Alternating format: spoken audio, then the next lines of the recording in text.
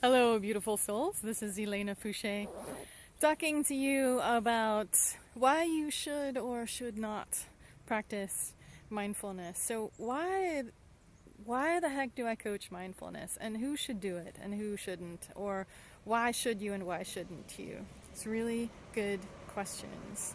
So,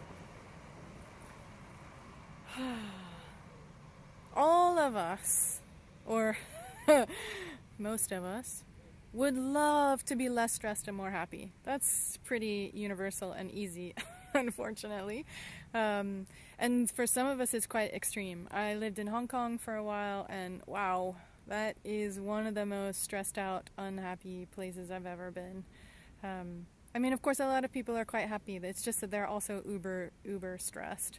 Of course, they live in that environment all the time, and it's very normal for them. So it's not necessarily something that they feel unhappy about. And yet, wow, tons of stress.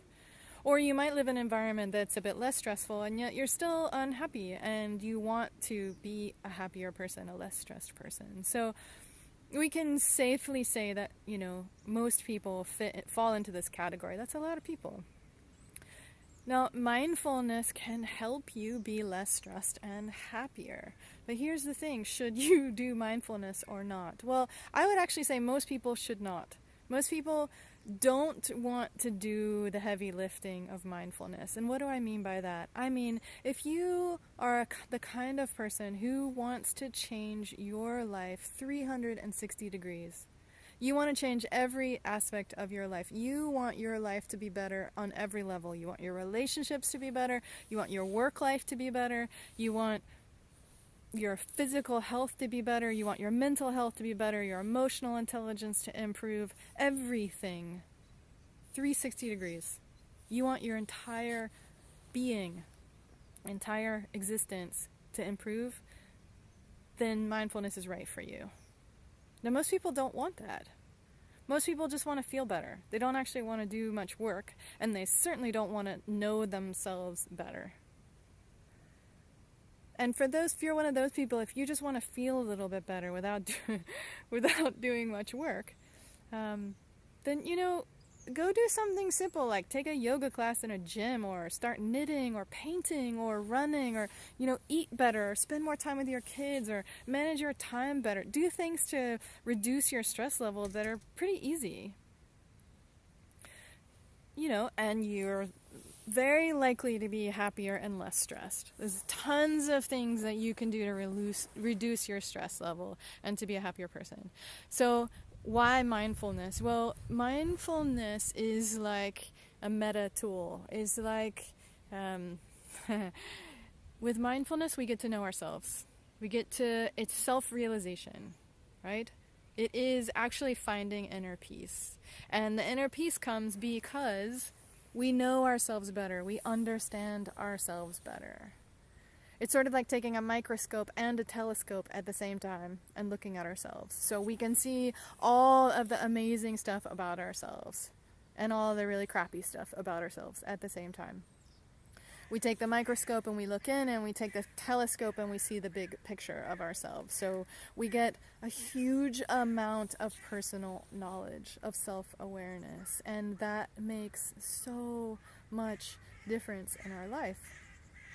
Because as soon as we are armed with that knowledge, as soon as we understand what we're doing, when we're doing it, why, how, who we're doing it with, as soon as we are able to see those things, then everything changes. Everything changes. Because at that point we can start making decisions. Do I want to keep doing this? Do I not want to keep doing this? Do I want to keep doing it like this, or do I want to do it some other way?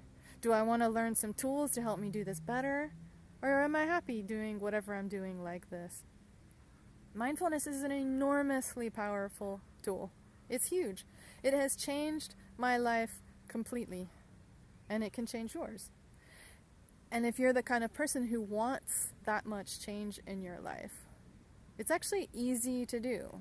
When I say putting in the work, I mean you have to be willing to face yourself. You have to be willing to spend, 5 minutes a day to look at yourself, to sit with yourself and be with yourself. And that's the hard part, right? It's the decision, okay, I'm willing to look at myself. I'm willing to face myself. I'm willing to see the nasty crap. I'm willing to see the beautiful things. Not everybody wants to do that. If you do want to do that, mindfulness is amazing. It has completely changed my life. And, as I was just saying to my husband, one thing I realized the other day is that if mindfulness can help me and the place that I started with in my life, which was worse than your average bear, I had a really difficult growing up experience. I come from a very, very long line of very abused and abusive people in pretty much every way you can imagine. Mentally, emotionally, sexually, physically, every way. I did not suffer a lot of that abuse. Somehow that mostly stopped in my particular moment, though a lot of it happened to my parents. They still conferred a lot of that on me because that's what they knew. And when you live with people who are addictive and abusive and, even when they're not doing it to you, it's an amazing and very difficult place to be. And I've spent a lot of my life clawing my way out of that. And you probably are not starting there. And if I can go from way down here to way up there, imagine what you can do if you're starting here, where you can go with that. So if it can help me, my friend, pretty sure it can help you too.